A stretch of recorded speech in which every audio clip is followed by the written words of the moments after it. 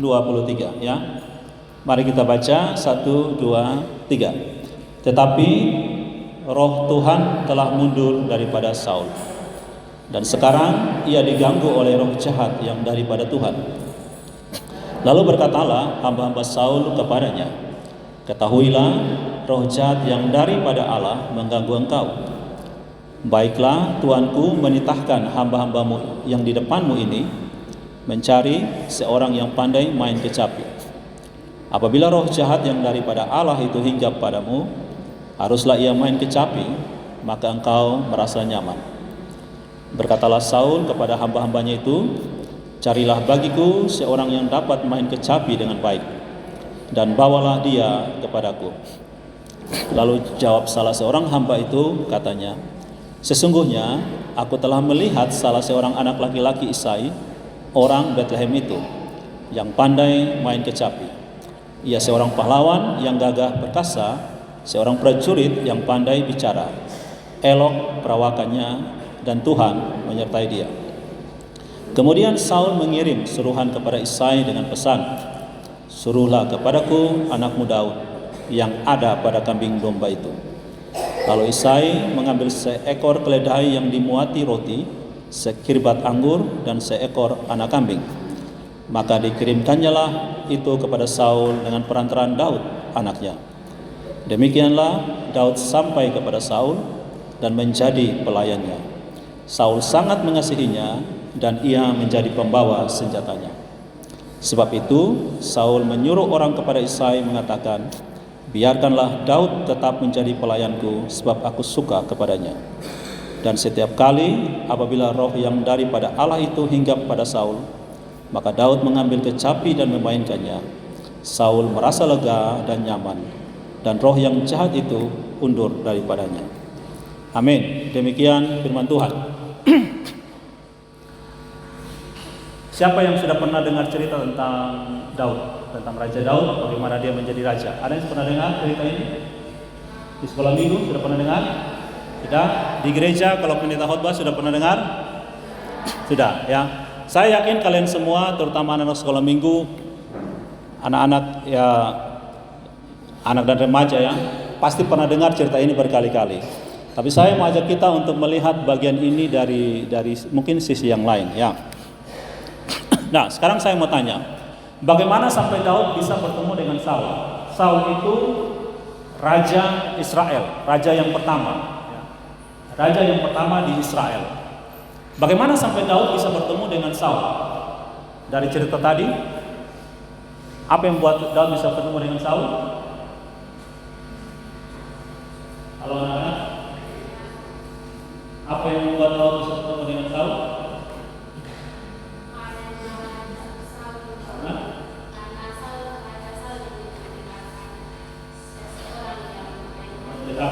Kenapa Saul mau mengantar teman kami?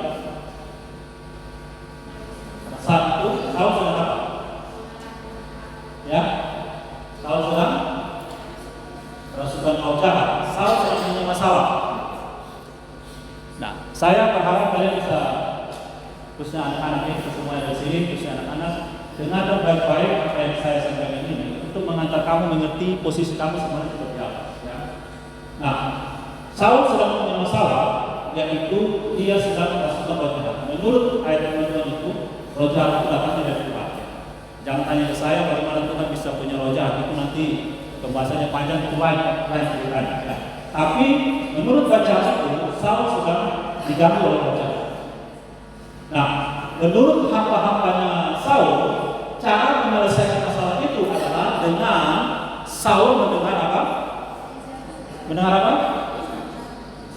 Mendengar apa? Seseorang memainkan kecapi. Apakah kecapi bisa mengusir roh jahat? Ya menurut cerita ini bisa ya. Oke. Tapi itu bukan poin yang saya mau sampaikan. Yang saya mau sampaikan begini adalah Saul sedang punya masalah, dia sedang dirasuki diganggu oleh roh jahat, dan dia membutuhkan seseorang bermain kecapi untuk mengusir roh jahat. Dan menurut ayat selanjutnya terbukti ketika Saul diganggu roh jahat, lalu mendengarkan permainan kecapi, roh jahat itu pergi meninggalkan Saul. Itu faktanya, ya. Faktanya seperti itu.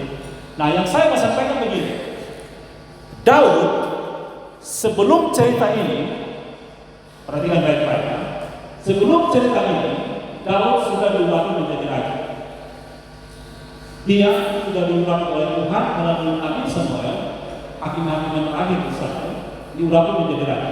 Tetapi dia diurapi menjadi raja hanya belum memiliki singgasana, karena tahta kerajaan masih dikuasai oleh Raja Saul. Nah, perhatikan baik-baik. Bagaimana caranya supaya Daud bisa sampai menjadi raja, mengambil posisi duduk di singgasana kerajaan Israel? Ceritanya panjang.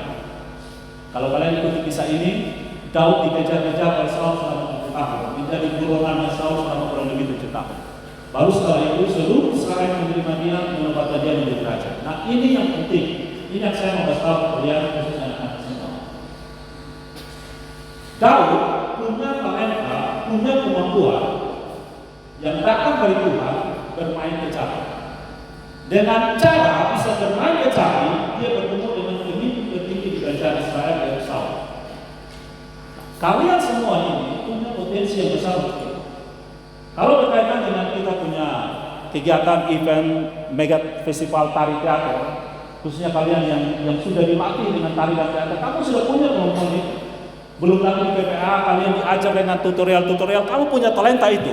Talenta itu bisa membawa kamu sampai puncak tertinggi kalau kamu tekun melatih itu. Perhatikan baik-baik pesan firman Tuhan ini. Kalau kalian misalnya ikut di gereja atau di persekutuan doa, kalau ada orang yang kerasukan roh jahat, cara mengusirnya dengan cara apa? Pergi panggil siapa? Panggil satpam? Panggil hansip? Panggil polisi, panggil tentara, panggil siapa? Ya? Panggil siapa? Panggil Tuhan, melalui siapa? Ya? Melalui doa, betul ya? Persekutuan doa. Kenapa waktu Saul kerasukan roh jahat tidak panggil persekutuan doa? Tapi dengan cara apa? Bermain kecapi. Talenta seseorang itu bisa menolong dia atau orang lain ketika menghadapi masalah. Jadi pesan yang pertama, kalian anak-anak ketika belajar hal-hal yang diajar di PPA, latih dengan serius. Daud mungkin dia belajar otodidak. Otodidak artinya belajar sendiri. Atau mungkin dia diajar oleh orang lain. Tapi faktanya dia sangat mahir, terampil bermain kecapi, sehingga seluruh istana Saul tahu ada satu orang di Bethlehem, anak muda, waktu itu Daud masih sangat muda, yang jago main kecapi. Kamu punya potensi yang besar untuk itu. Dan ini pesan bagi bapak mama, saudara, teman-teman, baik para gembala, komisi, staf, mentor, tutor di PPA, latih anak-anak dengan serius. Jangan asal-asalan. Rugi kalau asal-asalan. Rugi waktu, rugi uang, rugi tenaga. Serius.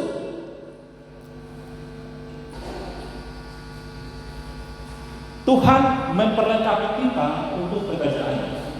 Sekali lagi pesan bagi kalian anak-anak, ketika belajar sesuatu, belajar dengan tekun, serius. Jangan main-main, jangan bercanda. Sekali lagi untuk bapak mama gembala, komisi, staf, mentor, tutor, latih adik-adik kita dengan penuh tanggung jawab gitu. Kembangkan diri untuk bisa mengembangkan orang lain. Karena dari fakta ini, Daud hanya mungkin bisa sampai ketemu dengan Saul, menjadi orang kesayangan Saul, menjadi pembawa senjatanya Saul, sampai Saul bilang, "Isai, anakmu biarkan bersama-sama dengan saya." Hanya karena apa? Daud pandai bermain kecapi.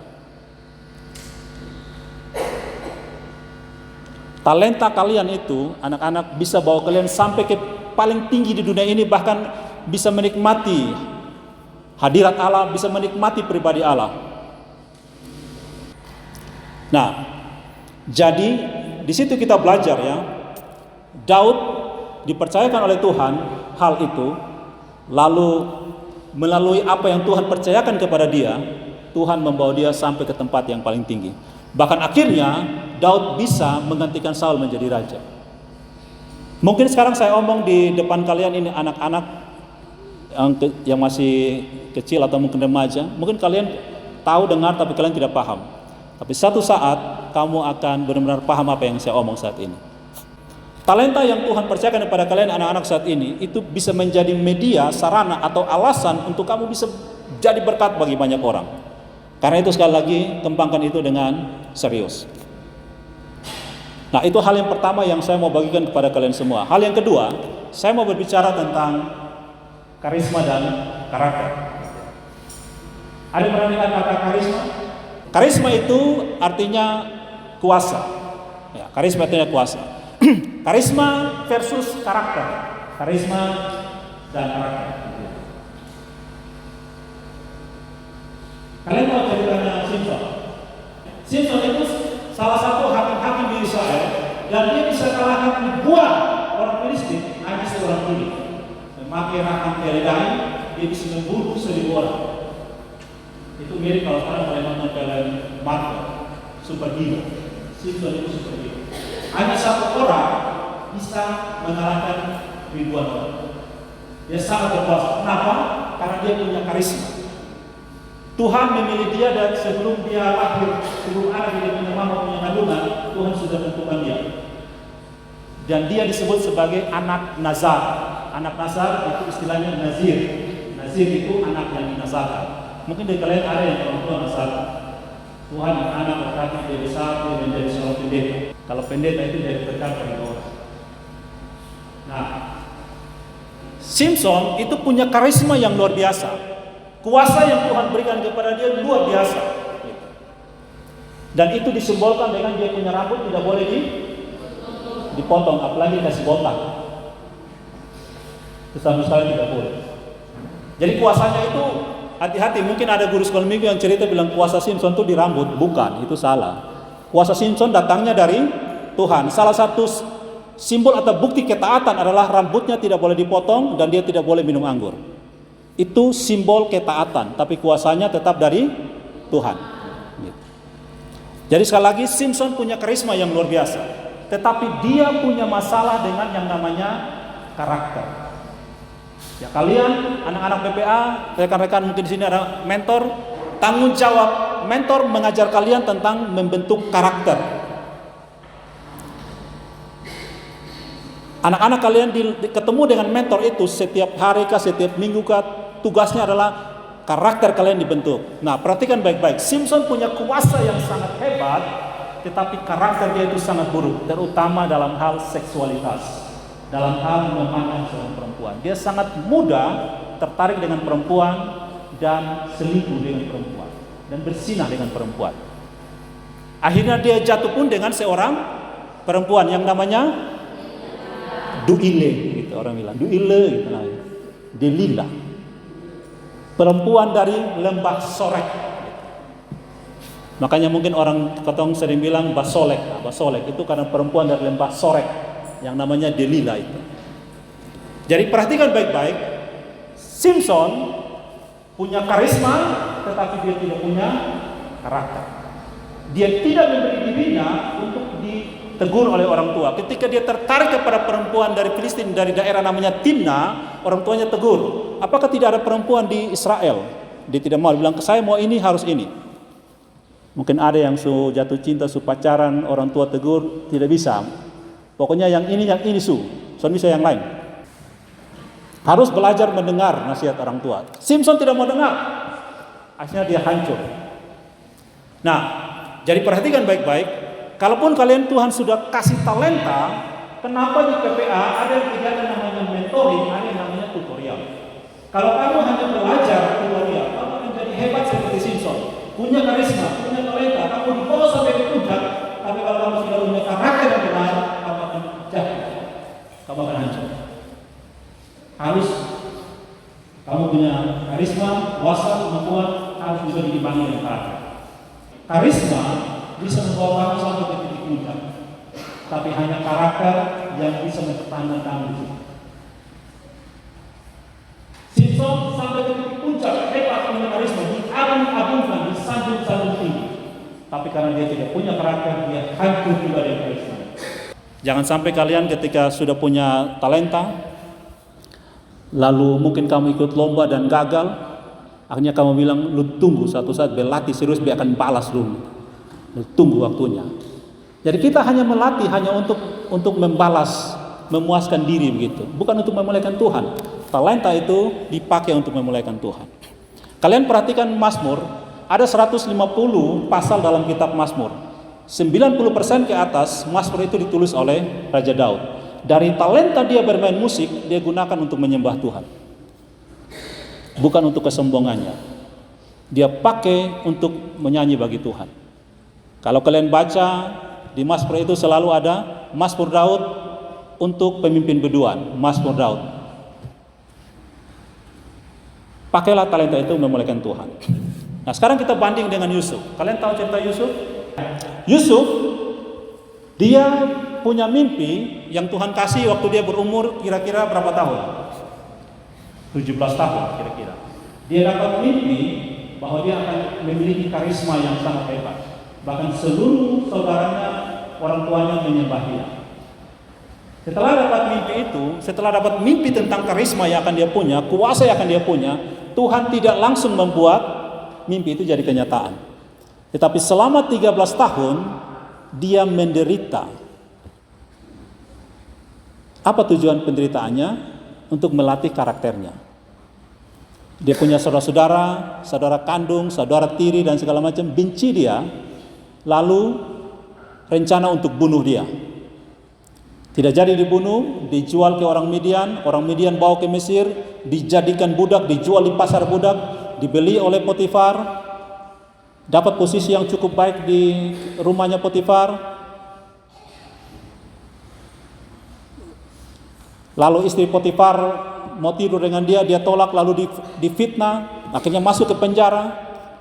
Selama 13 tahun, tahun ke-13, saat Firaun bermimpi, dan dia diberi kesempatan untuk tafsirkan mimpi Firaun, lalu dia diangkat menjadi Perdana Menteri atau orang kedua dari Firaun.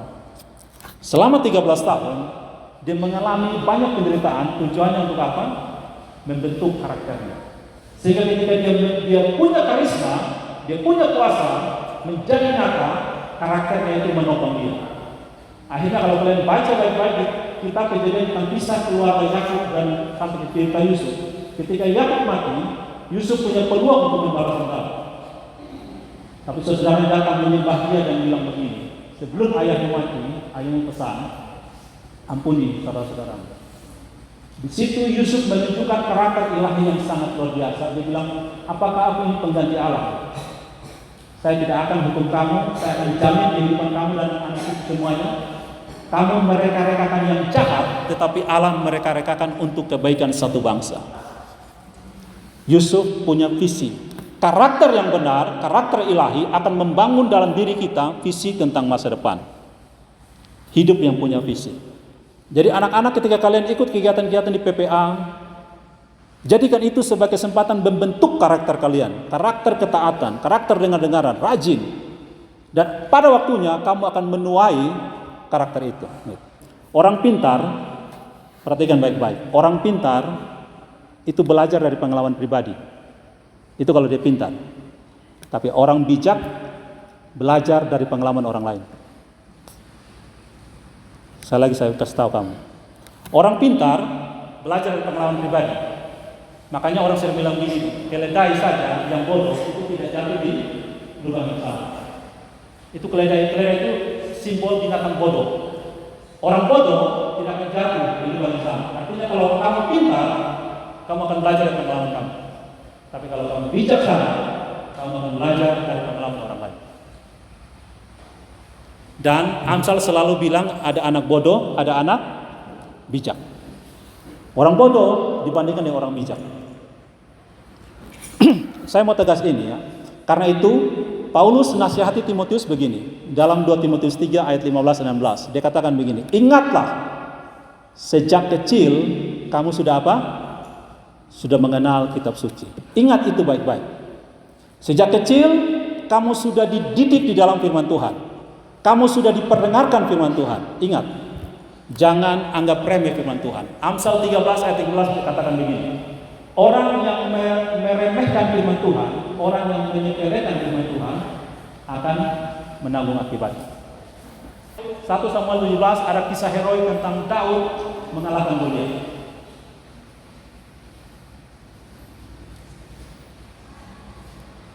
Nah, saya awali dengan ini. Saya pakai kurang lebih 5 menit untuk saya jelaskan ini sebagai penutup. Kita manusia, kita lihat diri kita, kita lihat orang lain. Yang kita lihat ini namanya tubuh.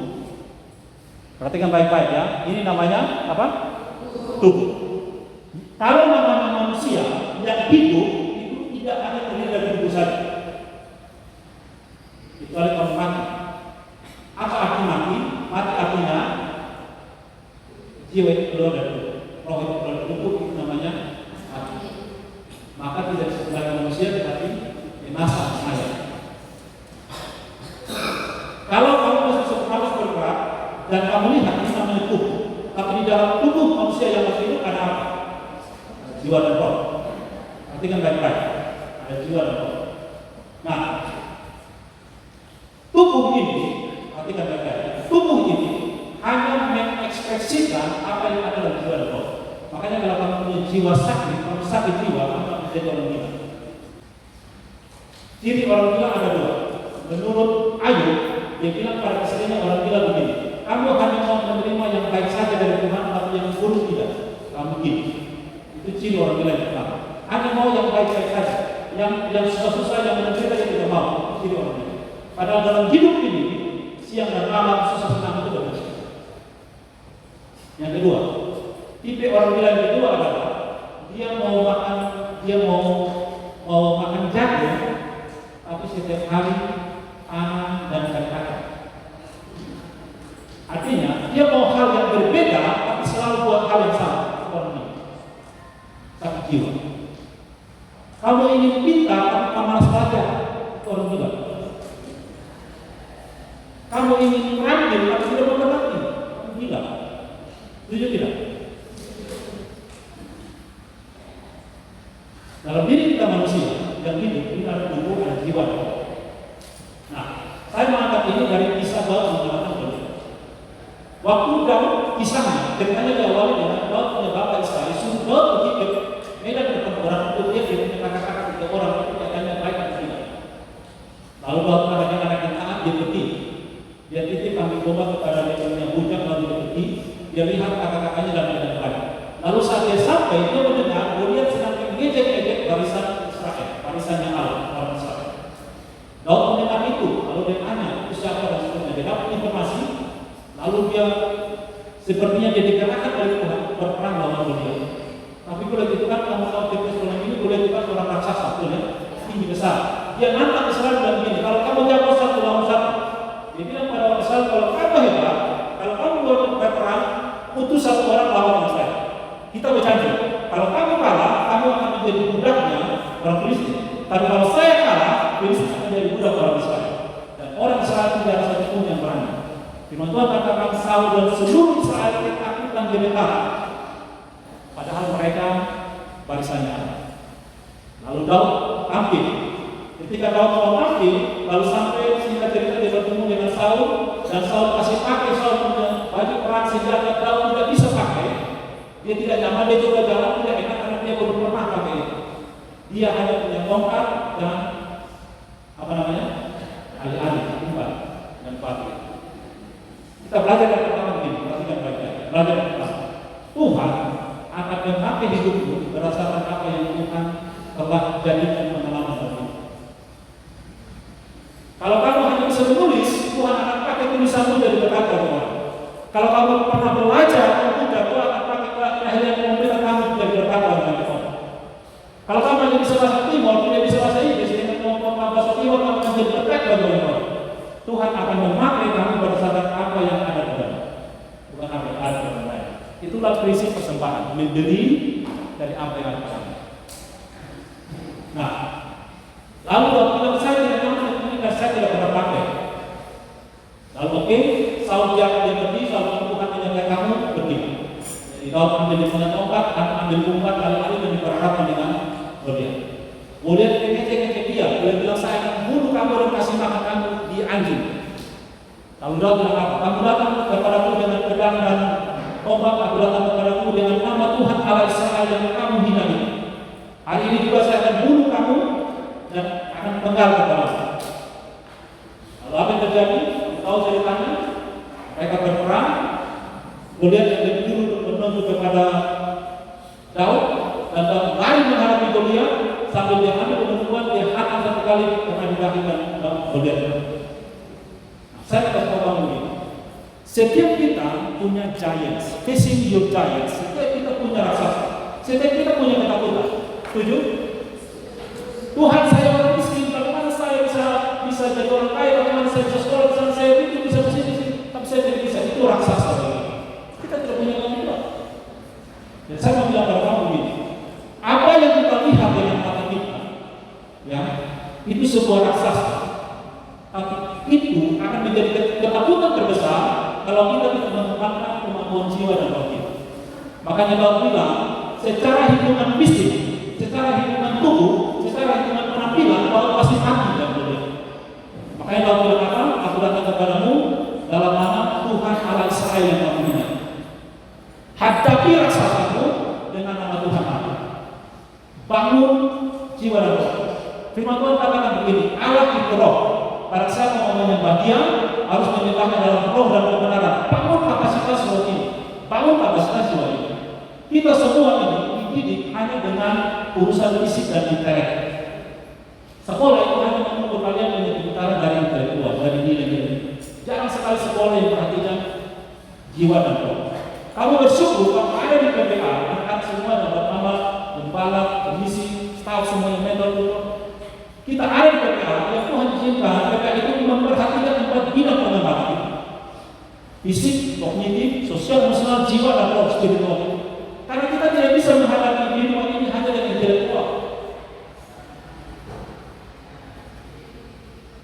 Kehidupan ke depan akan makin sulit. Hanya orang yang punya kapasitas jiwa roh yang kuat yang bisa menghadapi raksasa kehidupan ini.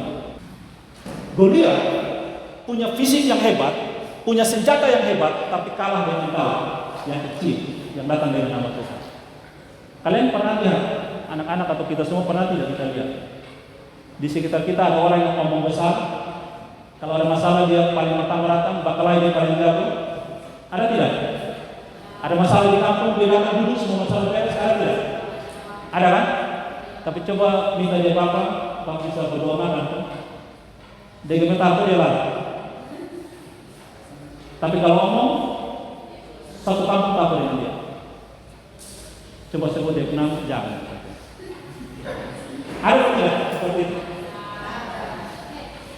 Itu kenapa seperti itu? Karena dia membangun kapasitas fisik dan intelektual, tapi jiwa dan rohnya kecil. Tiap hari kerja hanya makan, bekerja, tapi tidak pernah dengar dengan Tuhan. Tidak mau taat dengan Tuhan, tidak pernah berdoa. Aktivitas buat kami itu adalah makanan bagi jiwa dan roh. Ketaatan mendengarkan firman Tuhan itu makanan bagi jiwa dan roh. Kalau kita semakin jauh dari spiritual itu, jiwa roh kita kerdil. Ketemu masalah sedikit, menangis, mereka stres, depresi terakhir di dunia. Karena tidak ketemu solusi. Tidak ada jalan keluar. Hanya di dalam Kristus orang menemukan jawaban kehidupan. Jadi ini bagian penutupnya. Pesannya adalah facing your giant. Hadapi raksasamu, tapi jangan andalkan dirimu sendiri. Amsal pasal 3 menasihati kita. Jangan seorang pun menganggap dirinya bijak, tapi takut akan Tuhan dan jauhilah kejahatan. Hanya orang bijak yang bisa bersikap seperti itu. Belajar untuk kembangkan kapasitas diri. Kiranya kita semua yang di PPA benar-benar menyerahkan diri kita kepada Tuhan. Tuhan sudah percayakan kita program yang sangat baik untuk membangun kapasitas diri dalam 4 bidang itu: fisik, kognitif, sosial, emosional, spiritual. Anak-anak adik-adik kalian ikut program ini ikut dengan serius. Kamu punya kesempatan ikut tutorial, ikutlah dengan serius. Kesempatan untuk ikut kelas mentoring, belajar dengan serius. Para mentor melatih dengan serius. Andalkan Tuhan. Satu-satu akan membawa kamu sampai di titik paling puncak yang kamu mimpi-mimpikan, menjadi impian kamu yang kamu tulis di MD, itu menjadi kerinduan kamu yang besar. Tapi kamu akan bertahan di situ karena kamu punya karakter Tuhan.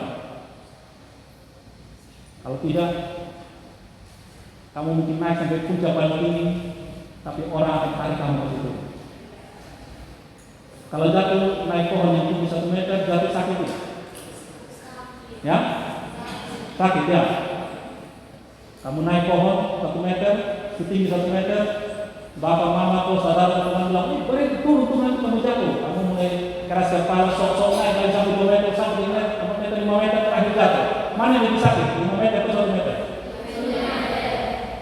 5 meter itu lebih sakit sampai lalu. 1 meter lebih sakit. Yang 5 meter itu sakit sampai lalu, tapi dia malu yang lalu.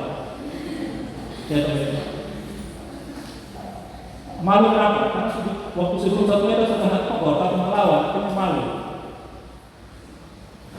Kalau kamu naik, kalau betul, bertobat sudah, berhenti sudah, dengar nasihat, tetap melawan, naik. Tuhan mengatur itu sampai tinggi, terakhir kata tok jatuh itu dipisahkan dengan malu kalau tidak. Kalau ada yang tegur, ada sedikit nasihat, dengar. Supaya ketika Tuhan yang kita sampai di puncak, kita akan tetap bertahan situ menjadi berkat bagi nama Tuhan, menjadi berkat bagi orang lain. Karena Tuhan berkati kita, mari kita berdoa. Bapa di sorga, kami bersyukur untuk kasih setiamu bagi kami sudah mendengarkan firman-Mu. Kiranya menjadi berkat bagi kami semua Tuhan. Baik kami, para pendeta gembala yang ada di sini, komisi, rekan-rekan staf, mentor, tutor, semua yang hadir termasuk anak-anak ini. Kiranya kami boleh mendapat bagian dari firman Tuhan. Terpujilah nama-Mu sampai selama-lamanya. Kiranya Engkau mengasihani kami dan mengampuni kami Tuhan. Kiranya Engkau menolong kami semua. Dalam nama Tuhan Yesus kami berdoa dan bersyukur. Haleluya. Amin.